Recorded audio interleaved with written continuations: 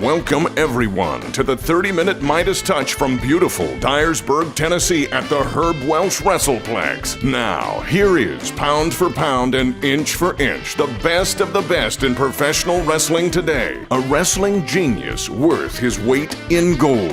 The Golden Boy, Greg Anthony.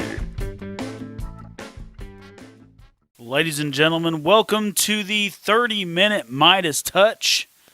I'm your host, the Golden Boy, Greg Anthony, and with me as always is my co-host, the Memphis Idol, Mark Tipton. The Memphis Idol. I would certainly like to say that that title fits me, but I cannot claim that at all. I would love. I do appreciate the history and of Memphis wrestling and everything it represents, but I can't say that I've had any part in it as much as I appreciate it. I do thank you, as always, for starting us off with a bit of a laugh, because on today's episode of the 30-minute Midas Touch, we're going to discuss a subject that this is yet another subject I approach with a bit of trepidation. We have dealt with the entertainment aspects of professional wrestling before, and we're about to do it in a more general way today. It's a term that I've heard in the world of drama or theatrics, or however you want to find it, and it is the term I want to use is suspension of disbelief.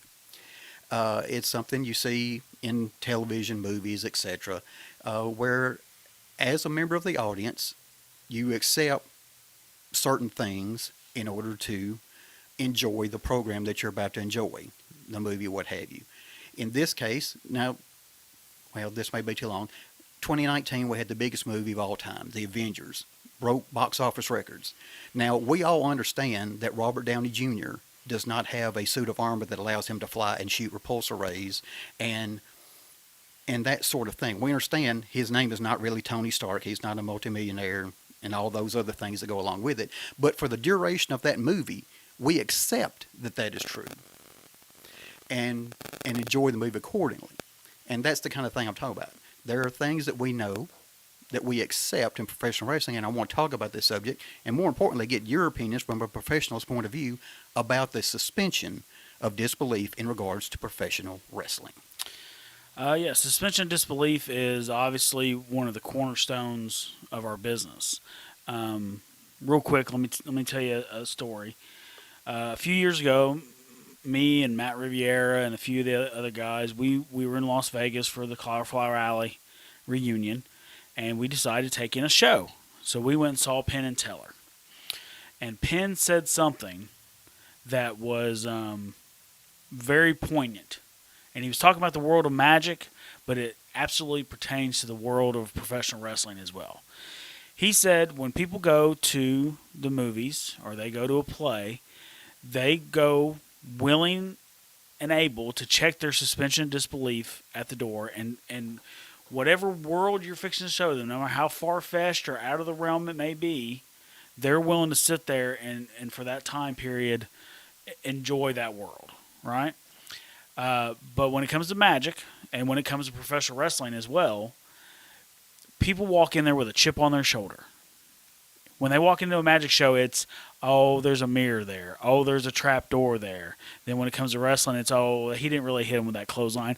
Those two are best friends. I saw them at the bar last week. You understand? Like, everyone walks into a professional wrestling show looking for the holes in our storytelling and in our art form. And that's kind of where, for me, that's why suspension of disbelief is so. It's not necessarily that we're trying to, have someone 100% believe from start to finish that we are, this is all really happening in front of them, but it's that knee-jerk reaction. If we can get them for a moment, you understand, or just in that match, or even things with, may not necessarily believe this one thing, but they believe the guy. You understand? Like, you look at a guy like Brock Lesnar. Why has he been on top for so many years now, and everyone griping about part-time champions and things like that? Because he is the most believable guy in the business today, period. There's no one that goes, well, I could beat his ass. You know what I mean? It's unheard of, right? Because he's the most believable. Ergo, he should be the champion. And in an era of, video game connoisseurs in the locker room and guys like that, why wouldn't one of the greatest combat sports athletes of the last 30 years, why wouldn't he be on top? It makes sense, doesn't it? And that's what suspension of disbelief really is. It's about things making sense. All right. Mentioning Brock Lesnar does speak to me loudly. I do want to appreciate you bringing him up, because when I found out he was going to participate in mixed martial arts, I was concerned. To the degree I'm concerned about Brock Lesnar, he can certainly take care of himself, but I thought, here's a guy who was known as a WWE champion at the top. I mean, I attended an event where he beat The Undertaker in a Hell in a Cell match. He was clearly poised as the top of the heap. And then I thought, if he goes into this and performs poorly, what would this say about professional wrestling in general? And so I did with trepidation. But on the other hand, he was successful. And as a result, it really led to him being the box office draw in recent years. He has clearly been the draw by the way WWE has positioned him and used him, because he was successful in it. And so his time in MMA kind of allowed for that suspension of disbelief. Yeah, absolutely. And when Lesnar first, like you said, he was on top of the world, in WWE, and like he was going to up and leave in the middle of this amazing run. I had just started wrestling at that point. I've been wrestling a couple years, so to me it was like, man, what are you doing? I mean, that's all of our dreams, right? To be on top of the mountain like that, beat The Undertaker in Hell Cell, be the champion, be on main event WrestleMania and SummerSlam and all that kind of stuff. So yeah, when he left, it was like, what the hell are you doing? And of course, when he first left, what was he doing? He was leaving to go play football, right? And it turns out that, he was on the practice squad, but apparently he had maybe torn something and was injured at the time, but still almost made the NFL, like that, which is a testament to his athletic ability anyway. But then he went to the MMA stuff and became a bigger star. He solidified that, as much as Dana White and Joe Rogan and guys like that want to downplay professional wrestlers and their fighting abilities, I guess you would say, that at the end of the day, they needed a wrestler to sell them tickets. They needed a household name to put asses in the seats. And Brock Lesnar was that guy. Because of his name value from WWE, he pretty much jumped the line in UFC and ended up, getting a title shot very early and became the champion, became the face of the company. And to tell you the truth, I don't know who the UFC champion is now. Who does? Because because it's not as mainstream as people want to think it is. Like, yeah, everyone knows UFC, but name some fighters. Who's the top? Who's the welterweight champion right now? We don't know. I don't know. I mean, if you keep up with it, obviously. But it just, for an average fan, I think the average fan knows more about WWE than they do the average fan of UFC. Make sense? Well, certainly. That may speak to a little bit of the UFC. We know the brand, and that may be designed because generally their careers are shorter. And for instance, Ronda Rousey's this is getting off subject. Ronda Rousey's MMA career being derailed. Let me just step away from that. But I will say Brock Lesnar, for me, had such a suspension of disbelief. And I'll just say this. By the way, the opinions expressed by the co-host of this program do not necessarily represent those of the host, so do not hold him accountable. But there are times when I watch Brock Lesnar in the ring that I am fearful for whoever has the misfortune of being in the ring with him. But that's purely my opinion. Yeah, because like you said, you believe in everything he does, the way he walks, the way he talks and everything. He doesn't seem like someone told him to do anything, right? And that's kind of what, you're trying to create as a professional wrestler anyway. You want, whoever you are, you want people to believe what it is. Now, and this is where we've talked about this for, several episodes now, but when WWE started saying everything was phony and everything's fake and this is all, predetermined and however you want to put it, people felt like, well, you can do anything. You can be anybody. You can do this. You can do that. And it's not true. I can't walk on WWE television tomorrow and act like I'm Brock Lesnar and get that same reaction. You understand? Because I'm 5'8". I look nothing like Brock Lesnar. I am in no way, shape, or form physically comparable to him in that light. You understand? So there's no way I could get over with that. I had to find my own way to get over in professional wrestling. And that's what I did, and that's what everyone has to do. You have to find in what way, and it's everything you do. It's the way you look, it's your height, it's your weight, it's like the way you look at certain things, is certain moves that you do, it's the way you walk through the curtain, it's your music. Everything plays a part in the suspension of disbelief. And like when you create those perfect realms of it, you understand, like people will look at you and go, that's him. That's absolutely him. And then whatever you say or whatever you do, they believe by default just because they believe in the guy. All right. I want to go a little bit. I've not heard you speak on this subject, so I'm going to risk bringing this up, but kind of the opposite side of the same coin. We saw one CM Punk attempt to pursue a career in MMA, and obviously his results were far different from those of Brock Lesnar's. Do you think that his foray into MMA in any way adversely affect professional wrestling? Yeah, I think it adversely affected professional wrestling, but I think it more adversely affected him. You understand? Like, I don't think he ever really believed he was a tough guy. You understand? Like, I don't understand. Like, I've heard about him getting in fights over the years through wrestling, and like it was always him getting his ass kicked. Like, I never heard anyone say, "Well, Punk's a badass." You know what I mean? I'm sure the guy can handle himself. I mean, he's a grown man, but I mean, at the same time, I don't think he was, Billy Badass enough to go to the UFC with absolutely no combat fighting, training whatsoever. At least Lesnar was an NCAA champion, and he had the wrestling thing down. You understand? Like, and they just had to teach him pretty much strikes and whatever from there, right? So he had a good, strong, besides the fact that he's, 300 pounds of pure muscle and just a genetic freak to begin with. Yeah, but like Punk, it just like, it's hard to sit there and say now, well, if he ever comes back to wrestling, I think he will one day, obviously. But I mean, if he ever comes back, then I think it's going to be a lot harder for people to sell that, what they used to say, that he was like a taekwondo expert or martial arts. It was kickboxing. What was the Muay Thai? Muay Thai, yes. Yeah, he was some kind of Muay Thai fighter, and he incorporated that into his stuff like that. I mean, I think it was a hard sell then, in my opinion, but now that's even a harder sell. Now that we've seen him in action, if he's so good at Muay Thai, then he should have used some Muay Thai in all those matches he lost. All right. Well, if we could, I guess I'll try to take it to a little more generalized discussion. What I'll do is I'll just bring up what, for me, I'm speaking from the perspective of the guy in the crowd. I tried to imagine for myself, what if I stepped away from my suspension of disbelief, what would be one thing that stood out to me? Mm-hmm. Now, the one that stood out to me was something that occurs in every professional wrestling match everywhere in the world on a regular basis, and that is the idea of running the ropes.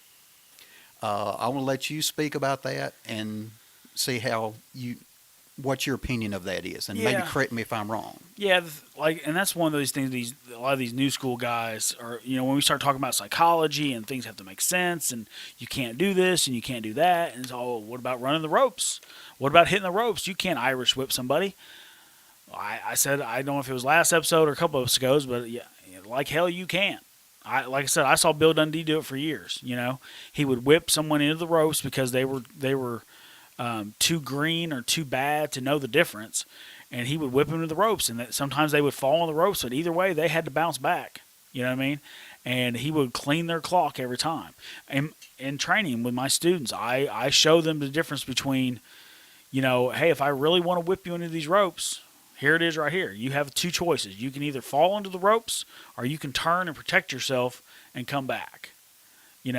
And so that's kind of the psychology of it. Now, of course, that's what happens when Duck 8, you know what I mean? Like a guy just constantly hitting the ropes and stuff like that. That becomes a little more, harder to believe. There's always been psychology to everything, and everything we do is supposed to be based in reality. And some guys have, we wrestlinized it, obviously, but after a while, it's gotten so far away from the psychology of it that guys don't even know why they're doing it anymore. You understand? Like, when I got started, there was a thing we used to do where, we whipped a guy into the corner, and we would go to splash him, I guess, or something like that. But we end up crotching ourselves on the second buckle. I'm sure you've seen that 1,000 times in wrestling. And then eventually one day some guy goes, "What the hell are we going for? What is that, a crotch splash in the corner? What are we supposed to be doing with that, right?" So it all kind of just bothered us for a while until we did. And then I was watching, of all things, an episode of Sunday Night Heat. And it was Stevie Richards versus Goldust, right? And Goldust whips Stevie Richards into the corner. He goes for a monkey flip. But Stevie Richards shoves him off and he lands on his feet. Then Goldust charges again, goes for the same monkey flip, but Stevie moves and he crotches himself, right? And in that one spot, that's what it was. It was the monkey flip all along, because it's true. If you go for a monkey flip, that's where your feet would be, and you would slip, and there you go. But see, most people don't think about where did this originate? Why am I doing this? How did I get in this position? What sense does this make? All those questions seem to be out the window nowadays, and that's why I think people are buying less wrestling. Let's face it, less people are watching wrestling. Less people are, obviously because of the pandemic too, but even before that, less people were going physically to shows and buying a ticket. Less guys are making a living. It's just less. So, and I think that all has to do with our lack of suspension of disbelief. Okay, well, if I could, your discussion brought up another example that it was hit near and dear to me, and then I want to take it a little more broad afterwards. But one of the people I admire as a fan is Daniel Bryan. I've watched him for some time. Hey, he motivated me to go to WrestleMania 30. I am a true fan. One of the things that he has done that has always bothered me is, with regularity, I will see him bounce off the turnbuckles and run to the far corner to deliver a drop kick to an opponent who's up against the far turnbuckle. The reason this bothers me is often during the same show, I will see an individual Irish whipped into the turnbuckles, and then when he hits the turnbuckles, will display great pain and fall to the mat because hitting those turnbuckles caused him pain because of the speed with which he does it. Then on the other hand, in a match later, even in some cases on the same show, I see Daniel Bryan bounce off the turnbuckle to get a running start to deliver a drop kick, as though it was hitting the ropes. Right. That has always bothered me. Is that the kind of thing that bothers you? Yeah, all that kind of stuff. And the thing is, it all has to make sense within the same world. You know what I mean? That's whatever world we create, it has to make sense within that world. Here in Pro Wrestling Mid-South, we don't do Canadian Destroyers. We don't do any of these, brain busters off the top or anything like that, because, I don't want guys to die. You know what I mean? Like, I want to present old school professional wrestling. So in many cases, somebody's gotten pile driven in our company, and we don't see them for 6 months. You understand? Because that's the world in which we've created here. And a lot of people think, "Oh, it's too old school. No one believes that anymore." I completely disagree, because in the past 2 years, I have won matches with a headlock, a regular suplex, an abdominal stretch, a sleeper. I mean, all those old school things that no one thought would work anymore. I proved that they worked.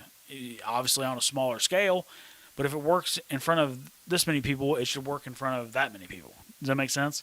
Like, and I know there's people talk about, well, there's territorial differences. You go up in the Northeast, none of this old school stuff will work. I completely disagree with that too. I mean, I think that if you tell a story and use old school professional wrestling, like I said, create that suspension of disbelief that they believe you and what you're doing. And then I think that it works anywhere in the world. All right. I'm on a bit of a roll here, bringing up people I admire and problems I've had with those. And so if you've listened to this podcast in the past, you have probably heard me reference The Undertaker. The Undertaker represents something that I enjoy. I have always enjoyed the theatrics. His entrance is... it is still some of the most memorable things in moments in wrestling for me are watching his entrances. They always struck me. The minute I heard that gong, I was enthralled and on the edge of my seat. However, the presentation of The Undertaker, with all the, let's say, supernatural aspects that went along with it, and if I thought about it clinical way, I would think, how did I ever allow myself to go along with this? But I did find myself saying, well, it's The Undertaker.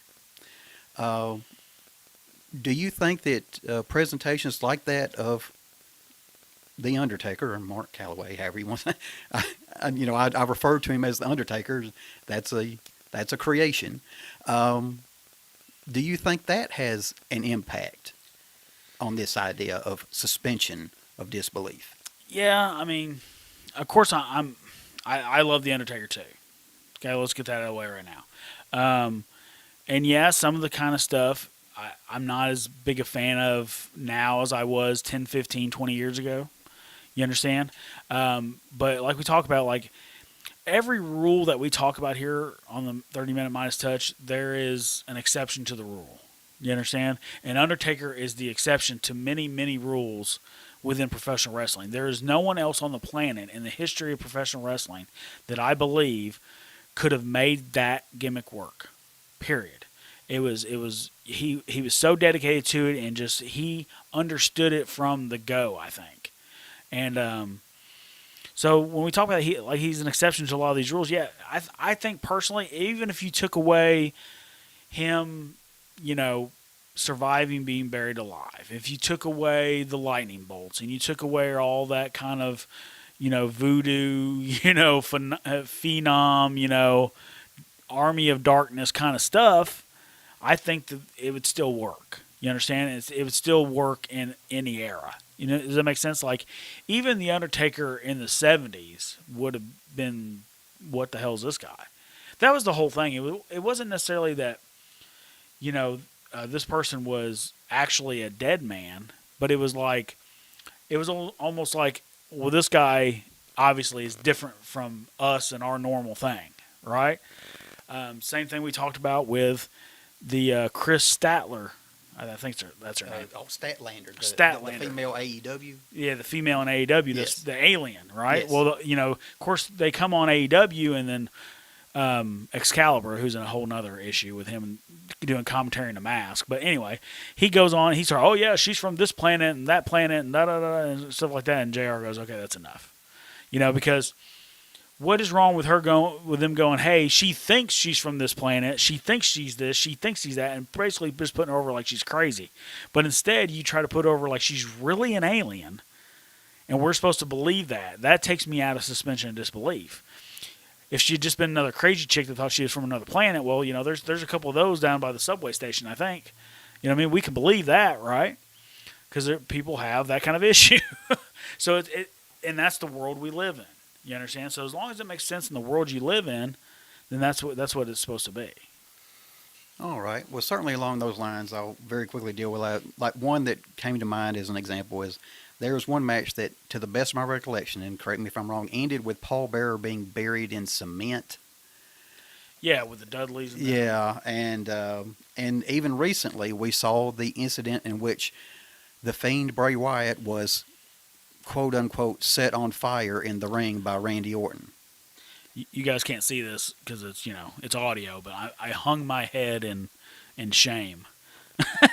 See, this is what my problem with WWE is, and just the wrestling business in general at this point, is that, okay, let's say I concede and I tell people, okay, yes, we are a television show about wrestling now. We're not the sport that I loved, but we're a television show about wrestling. We will do television style things.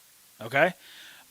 With that being said, it's still, the television show itself would still take place in the real world, if that makes sense. Like, it would still be a competition. It would still be titles and accomplishments and a competition between this athlete and this athlete. You understand? So, what would happen in the NFL if, Tom Brady caught Patrick Mahomes on fire? You know what I mean? Like, obviously, Tom Brady would go to jail, right? And there would be, because that's the world we live in, right? So, I mean, that's what I'm saying. Like, even though it could be a television show if they wanted it to be. They could have all the backstage stuff and do the drama stuff and stuff like that. But why does it have to be so outlandish, right? So that's always my point. Like, they want to be this thing, but they're not. They're doing it so half-assed it doesn't make any sense. Meanwhile, no one is doing what we consider to be professional wrestling. So that's a completely untapped market that we completely have to ourselves. They're trying to bend their product to meet these mainstream guidelines so they can get more viewers and more viewers and more viewers. But what they're really doing is they're alienating both audiences, because the wrestling fans don't want to see it because it's garbage and it's not professional wrestling. And then the other people who watch television shows and things like that, they're not watching either because it's bad television. It's not. It doesn't make sense in the world that you're trying to present. So it's getting, to be vulgar, it's getting ass raped from both ends. Okay. Well, how do I follow that? Okay. I don't know. Well, Let me just try to move on. There are a couple of other that I guess we can move through that I would cite as examples of this. And one person you've mentioned before that we can just deal with quickly, and that is the individual known as Joey Ryan and what he is famous for. yeah, I mean, and that's another thing. It's like, and here's the thing, like, there's been plenty of spots where, like, a guy's wrestling in the ring and another guy grabs another guy by the junk, and the guy, sells it because it hurts, obviously, anyone. That's what we talk about. Like, no one knows what a suplex feels like. No one really knows what a body slam feels like. But everyone at some point in their lives has been slapped in the face or kicked in the dick, right? So we know what that feels like. The fans know what that feels like. So when you do those things in professional wrestling matches, people react to them because, inside of themselves, they know what that feels like, right? So, but what Joey Ryan did was, okay, I'm going to have this mythical whatever dong, and like they're going to grab it and they're going to sell. It's going to, I don't know, it's going to radiate through their arm and make them in immense pain. Eventually, I'm going to just do a motion with my hips. I'm going to completely flip a grown man with my penis. It is the most ridiculous thing ever. Just when we say this all the time, like, I don't think it can get worse, and then it gets worse. Right? And that was one of those things, like, I couldn't fathom why anyone would think that was okay, or, like that's a thing. And like, then it became a thing where people were paying to take pictures holding his penis, and like people were sending his, Twitter stuff and stuff like that. And he loved it. He's a complete glory hound anyway. Right. So he would go and, he would say stuff like, oh, but look at how many views I have on YouTube. Like, yeah, those views are by people who are not wrestling fans sharing it with other non-wrestling fans going, hey, look at this garbage. Or they're sharing it with their wrestling fan friends and going, hey, is this professional wrestling now? Right. Is this what you really watch? Yeah. Myself, I've had it sent to me several times by people I just know in the community, saying, hey, is this what professional wrestling is now? Whatever happened to Ric Flair? And it's like, it hurts us on so many levels, especially when, we talked about this before, when you're trying to get high schools and things like that to be part of the community and do this thing. And these are the kind of things that if superintendents and people that make decisions see, they're going to paint us all with the same brush and say, this is what professional wrestling is now. And they're going to give us an opportunity of fear of, we're going to do something like that. All right. Well, there's one last subject that, if you'll indulge me here, it's been a problem for me for some time now when I first saw it rear its ugly head, and that is what has come to be known as the cinematic match. We don't have enough. We're drawing close on time, but I'll do this one. We're gonna probably do a whole episode of this, or at least mostly sometime. But yeah, the cinematic match is just what I was talking about before. It's not professional wrestling, and it's not good enough to be a movie. You understand? Like, I've got Netflix, and there's 7,000, 8,000, 10,000 movies on there that are all B-rated quality that are 10 times better than any cinematic match that I've seen. Because we can't ever... You're not going to be able to do that as well as the movie industry does. So why not do professional wrestling?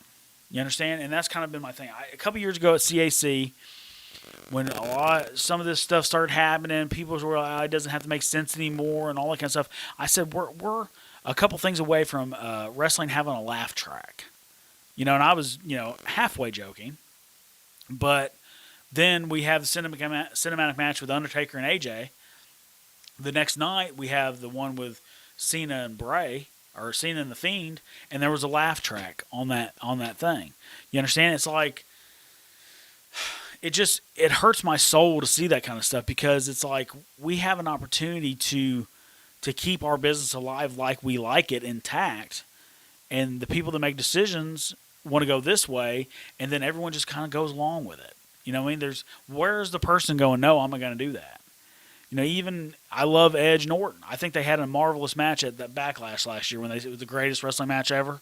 You know what I mean? They had a great match, but there was one shot in that thing that made absolutely no sense.